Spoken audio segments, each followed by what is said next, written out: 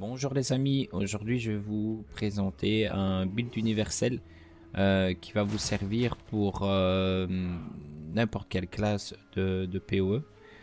C'est un build qui est basé sur entièrement la force. Euh, les skills qui vont être utilisés, enfin plutôt les gemmes de soutien qui vont être utilisées parce que celles qui vont faire le DPS, c'est piétinement. Et ici, cri corrupteur. Alors pourquoi ces deux gemmes de soutien? Parce qu'elles font du dégât en fonction de votre point de force. Donc on a ici cri corrupteur qui fait 25% de votre force sous forme de dégâts physiques. Et ici piétinement, c'est entre 100 et 150% de la force qui est convertie en dégâts physiques. Donc le principe va être très simple dans le build, c'est d'axer tous les nœuds qui nous donnent de la force. D'accord. Je vais revenir après sur les compétences, mais par rapport à l'arbre des talents, voilà. Donc le but, peu importe la position où vous commencez, vous allez chercher tous les nœuds de statistiques qui vous octroient de la force. Et l'idée première, c'est d'arriver soit à ce nœud-ci, soit à ce nœud-ci, en fonction de là où vous vous trouvez au démarrage de votre classe. Vous allez chercher les nœuds qui ont un lien avec les cris de guerre, je vais vous expliquer pourquoi après, mais sans les prendre. Donc dans un premier temps, vous vous arrêtez chaque fois avant de rentrer dans le nœud qui est concerné par les cris de guerre.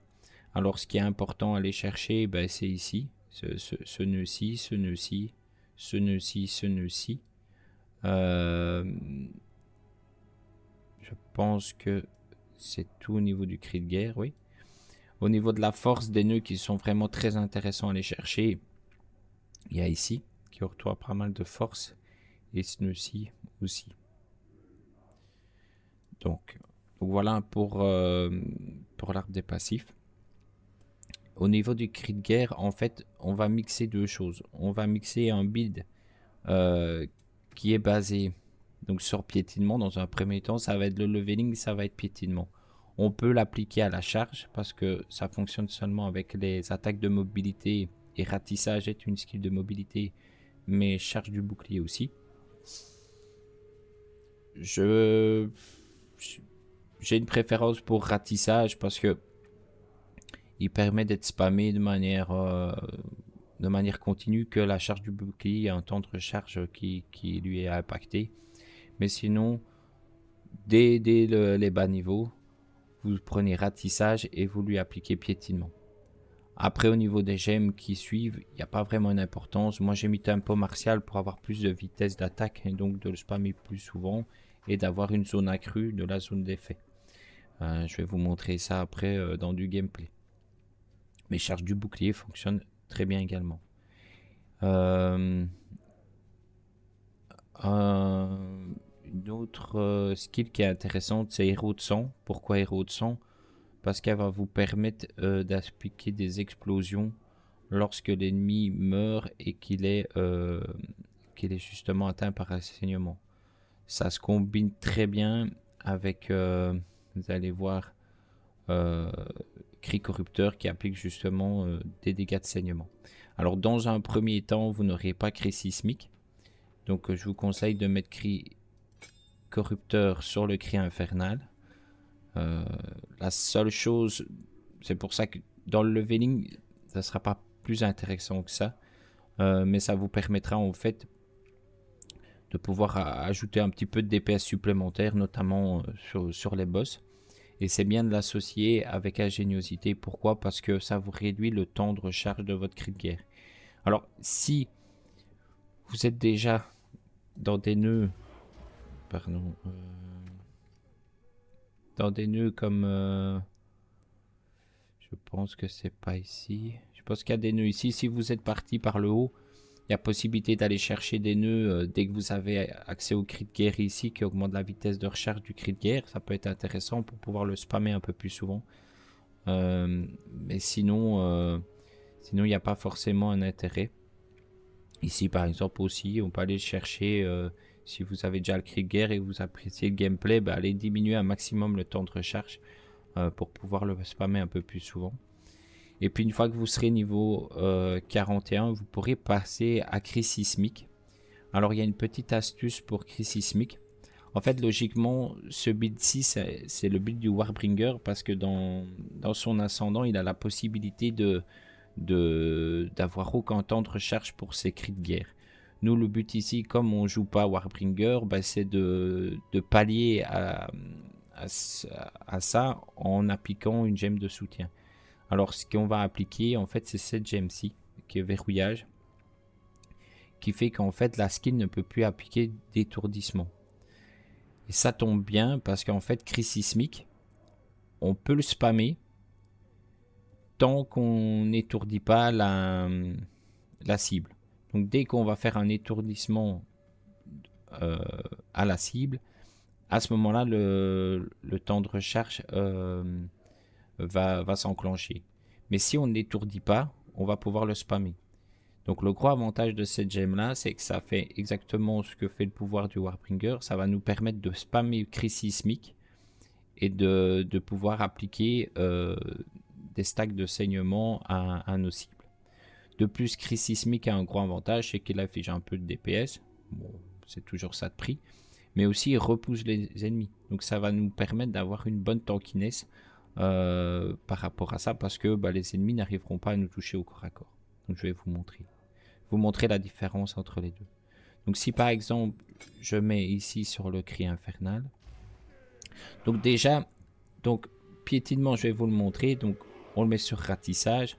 Donc quand je fais des attaques de base, vous voyez, il y a une petite onde de choc qui se fait autour de moi. Et c'est ça qui fait le DPS. C'est pas ratissage en lui-même. Un autre avantage de ratissage, c'est que si vous voulez faire du speed farming, lorsque vous faites l'animation de ratissage, vous appuyez sur espace pour casser l'animation, ce qui va vous permettre d'avoir une vitesse de déplacement assez importante. Donc je vous montre. Donc j'appuie chaque fois espace après ratissage et ça nous permet d'avoir une grosse mobilité. Sinon vous avez la charge du bouclier aussi que vous pouvez utiliser, mais voilà, le temps de recharge est assez important. Donc le DPS avec piétinement, donc voilà, aussi simple que ça. C'est les explosions qui font le dégât plus l'explosion. Vous allez voir, quand j'applique un saignement, on voit les cadavres qui explosent. Donc ça c'est lié à héros de sang. Donc voilà un peu le DPS dans le leveling. Il y a aussi le cri infernal que vous pouvez lancer, mais vous voyez, il faut un certain temps de recharge. Les cibles ou une stack de saignement relancée une fois, ça prend assez longtemps. Mais vous pouvez le combiner dès qu'il est disponible avec ratissage, qui vous permet d'avoir un bon combo avec les deux. Donc voilà pour un peu de gameplay. Et alors, ben, une fois que vous avez cri sismique, c'est là que vraiment le perso va prendre son envol. C'est-à-dire que vous allez mettre cri corrupteur ici. Donc, je vais vous montrer d'ailleurs sans la skill qui reset. Donc, si je lance cri sismique, je peux le spammer. Il n'y a pas de problème. Pourquoi? Parce que je ne touche pas d'adversaire. Après, si je lance ici,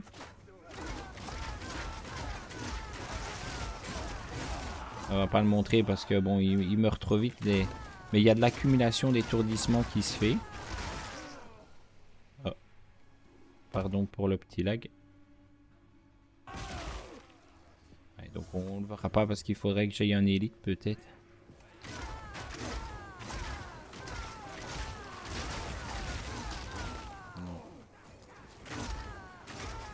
À bas niveau, ça le fait beaucoup plus souvent. C'est parce que ici, bah, j'ai énormément de points de force.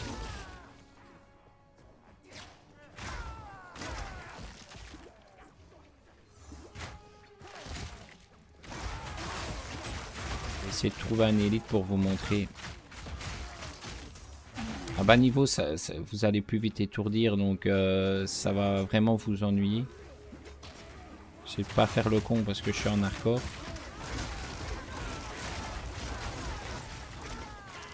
Ah voilà, l'élite. Donc dès qu'il sera étourdi massivement, hop, le temps de recharge se met en place et là je suis emmerdé. Donc pour éviter ça,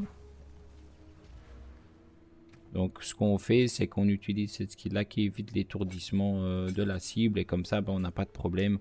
On peut le spammer sans souci.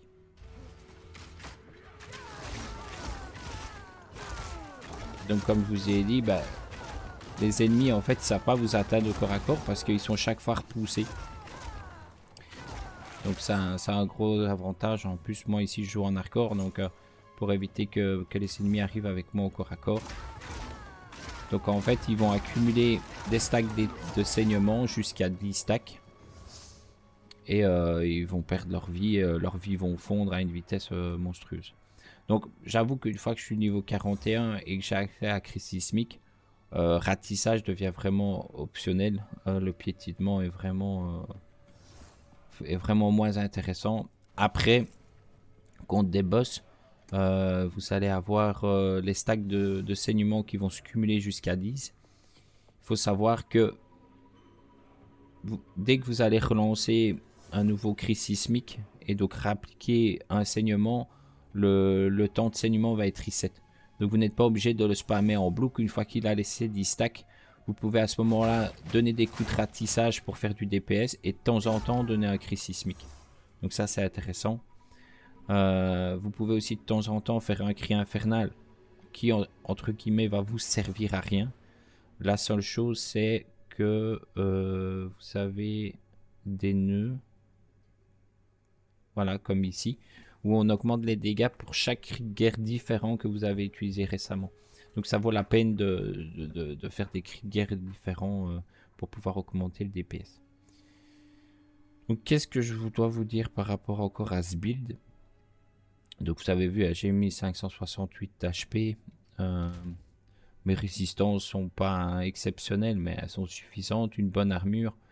Ce qui est important en fait de faire, vous allez voir mon stuff, il est quand même très bien. Il est quand même très bien, mais c'est un build que vous pouvez faire très bien quand vous commencez une nouvelle saison et que vous n'avez pas de stuff. La seule chose que vous devez retenir, c'est dès que vous avez des pièces d'équipement qui ont de la force, vous les équipez. C'est la seule chose à retenir. Tout ce qui va augmenter votre force va augmenter votre DPS. Donc ici, bon, maintenant si vous avez la chance d'avoir cette lance qui donne plus de 26 de force, ça vaut la peine. On s'en fout du DPS, etc. Ce qu'on veut, c'est de la force. Ce casque-là, pareil, je l'ai mis parce que je l'avais, mais vous pouvez trouver un autre casque qui donne aussi de la force. Cette armure-là, par contre, elle est quand même balèze, plus 28% d'augmentation de la force, mais je vous dis, le build fonctionne très bien sans tout ça. Ici, il est plus 15 aux attributs, plus 11 de force. Encore ici de la force, vous voyez, c'est un anneau bleu. Ici, 19 de force. Là, j'ai pas de force. 19 de force, 15 de force et 12 de force. En plus, maintenant, vous pouvez mettre des runes qui augmentent la force. Donc, si vous en droppez, n'hésitez pas à les mettre. Ça serait pas mal pour votre build. Après, si vous n'avez pas des objets uniques, donc prioritisez le premier stat, c'est la force. Vous pouvez aller chercher de la vie par seconde, de la mana au début, ça peut être intéressant parce que vous avez vu mon cri de guerre consomme de la mana, donc de la régène mana, ça peut être intéressant. Pour pallier à ça, moi ce que j'ai fait, c'est que j'ai réduit quand même le coût de mon cri sismique. Il est possible aussi de mettre que vous utilisez votre vie plutôt que votre mana, mais alors à ce moment-là, il faut vous assurer que vous avez une très grosse régène de vie par seconde. Moi, j'ai plus de régène de vie parce que j'ai mis cette armure-là, mais voilà. Donc, ça peut être envisagé. Vous pouvez également aller chercher, si vous venez par le dessus, vous pouvez aller chercher ce nœud-là pour les cris de guerre, mais aller chercher ici que vous n'avez plus de mana et que ça vous coûte de la vie. Par contre, il faut vous mettre vraiment des pièces d'équipement qui boostent la régène de vie par seconde un maximum. Et ça peut être très intéressant. Donc voilà, je pense que j'ai fait un peu le tour. C'est un build franchement qui non seulement est très tanky, parce qu'en fait comme vous mettez que des points forts, ça veut dire que des points de vie. Donc c'est assez bien. Plus bah, forcément vous avez de la force, donc vous équipez des pièces d'armure, donc vous augmentez vos résistances physiques. Les résistances ici, j'ai pas eu vraiment de problème. Bon, elles sont pas dégueu non plus, mais j'ai pas eu de problème. Ici, je viens de finir la vipère. Elle a même pas pu faire sa phase, qu'elle a été déjà tuée. Donc voilà. C'est dommage que je puisse pas vous la montrer, mais voilà. Peut-être vous faire une petite démonstration de DPS, de gameplay, pardon.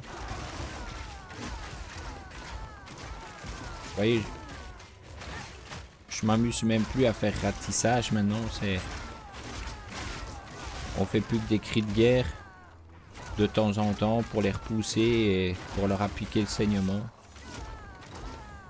Et grâce à Héros de sang en plus, ben, ça permet qu'ils explosent dès qu'ils sont morts en fait. Donc ça fait vraiment tous les bonus que peut octroyer l'ascendant en fait du Warbringer spécial cri de guerre en fait, sans aide Warbringer.